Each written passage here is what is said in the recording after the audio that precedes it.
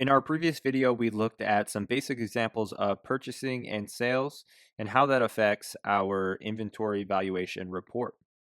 Now, in this example, we'll look at some edge cases like making inventory adjustments. So let's go into accounting. We're going to go into configurations and we'll scroll down to our inventory valuation, and we're going to need to set up our inventory adjustment location. So our loss account here. This is going to allow us to set a specific account that we want to utilize when moving inventory out of our system via a scrap, for example. So here we can set account or create one if we don't have one. So I'm going to go ahead and actually just duplicate my tab here. I'm going to go into our chart of accounts and create a new account. And for our example, I'm just going to create an expense account that is going to be our net inventory gain loss. So we'll just say this is 600, 601 for our example, and we'll say, let's do expenses, net inventory gain loss. And now if we go back to our loss account, we're going to select that net inventory gain or loss and click on save.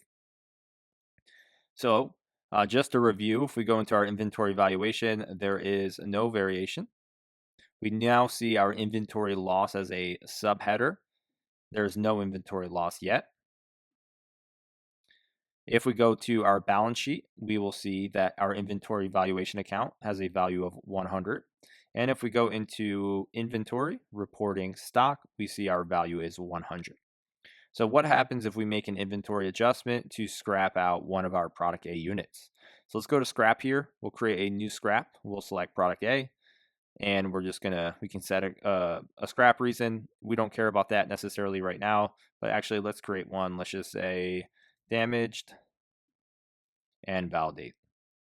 So what happens here is that a journal entry is actually created to make this adjustment. So if we go to product moves here, we see that an inventory adjustment was created. We removed one unit of our product A from warehouse stock into our inventory adjustment account. So now I can go into stock. We'll see our total value is 75. If I go to accounting, we go to review, inventory valuation. You're not going to see any inventory value in inventory loss. If I click on inventory loss, you will see that move. If we go to balance sheet, we'll see that our inventory valuation is 75, and that is updated in real time. And the reason for that is because the scrap currently still makes a journal entry. So the inventory valuation report is looking for deltas. The delta that is different from our initial balance to our ending balance, there is none because a journal entry was created to account for that already. So no need to make another inventory adjustment. If we were to go to our journal entries, we would see that that journal entry was created. So if I click on this, we'll see this went into our net inventory gain and loss for product A, crediting our inventory valuation and debiting our net inventory gain loss account. Okay. So we see that the stock or scrap rather works pretty normal as we would expect from previous versions. A scrap will use the scrap account and make an adjustment journal entry for that scrap product. But now what happens if we need to make a revaluation adjustment? So inventory items need to be revalued. So now in that case, what we're going to do is go into inventory. We're going to go into reports, and we can look at our moves analysis. We can go to list view here. And let's say we click one of these and we say we want to make an adjustment valuation. So we need to change the value. Now we can click on adjust value here and we can change it, let's say from $25. This was an outgoing move for stock to customers to something else. Or let's say we open this up and we click on value, and we can also look at our remaining quantity and value. So you'll see here that the value is always being tracked on the stock move now. So the stock move always holds the value of that particular piece of inventory. So let's go ahead and update one of these. So if we wanted to update the original value creation, so when we received product A in our first video, we received it at 5 units for $25 per unit. So let's say we needed to adjust that. Let's go to action and click on adjust valuation. So instead of $125, let's say that each unit cost us $30. So we're going to do 30 times 5. So we'll do 150. Now we'll click on save. So now we updated the value to 5 units at $30 a unit. Let's see what the system does. Let's go into accounting. Let's go to review, and let's go into inventory valuation. Now you'll see that we had 3 units left in stock, and the total adjustment that needs to be created is $15 for those items.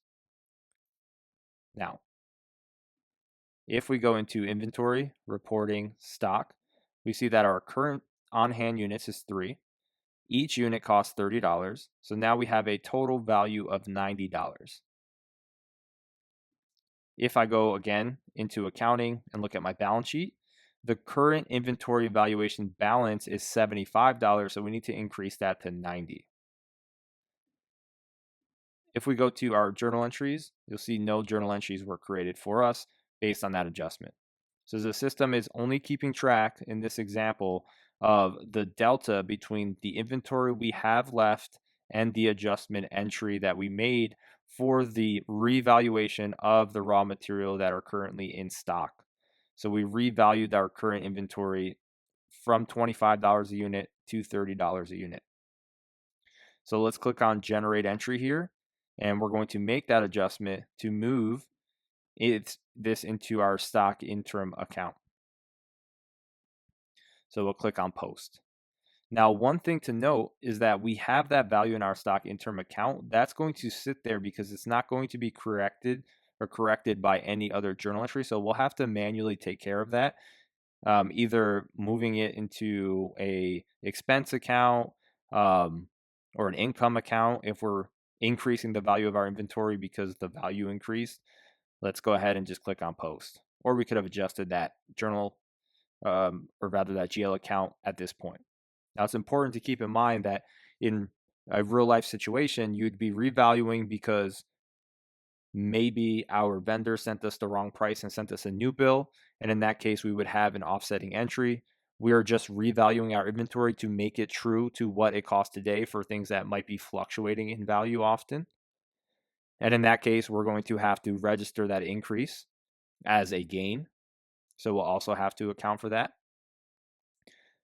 In our simple example, we just adjusted the value, which is going to just have no counterpart entry. So we're just going to let that sit in stock interim, and then we can move it somewhere that we see appropriate, like other income or some sort of net gain. All right. So now we go to accounting, we go to our balance sheet. We're going to see our inventory valuation is 90, our stock interim is 15. If we go into inventory, reporting, stock, we see our total value of 90, our unit cost of $30 per unit. And of course, if we click on product A, we will see our average cost of $30. Now, the next example is what happens if we just change the cost here? What happens if we just write in $35? Of course, it's only if I have access to do this. I'm going to click on save, and we're going to see what occurs. Now, if I go into accounting, review, inventory valuation, we see another $15 adjustment, and that's because we have a variation between our stock interim and our inventory valuation. So I just increased our product cost by $5 once again. I need to generate this entry, post this, and we'll see inside of our balance sheet. Now we have an inventory valuation set at 105 and a stock interim set at -30, offsetting that until we do something manually with the stock interim account. Again, that can be depending on the reason which you switch the value. If we go into inventory, report stock, we'll see now this value has increased to 105, $35 times the 3 units. Now, how do we audit this? It's very simple here. All we need to do is click on the unit cost. It's going to bring us to a list view of all of our price adjustments based on what we've performed. So you see that Kevin Zaki just adjusted from $30 to $35, product A, January 25, and it's adjustment type. This is held in a report called stock.avco.report. In a previous video, I've shown that you can put this as a custom report here if you want to see all of your values for auditing purposes. But here, if you click on any one of your products, you will see that adjustment. Now, these adjustments shouldn't be happening all the time. This should be a rare occurrence. Um, if they're adjusting, that typically means that there's an operational issue that should be corrected as opposed to one-off adjustments that are being made or a purposeful change in your stock valuation because you're doing a full recount and revaluation of your inventory. If we click on the total value here, it's going to bring us to where these products originally came in. So we'll see the unit cost, the remaining quantity, the remaining value. So we originally got 5 in. We only have 3 left of that 5. The unit cost is 35, giving us a remaining value of 105. Our on-hand units will bring us to our actual location, physical inventory. And if we go to history, we'll see all of the in and outs. So we received 5 units in, we sold 1 unit, and then we made a stock scrap adjustment for an additional unit, leaving us with 3 total units. Okay, so that's it for this video. We looked at making adjustments to our products. We looked at auditing exactly where or when those changes occurred, and we looked at scrapping inventory and what happens with our stock report.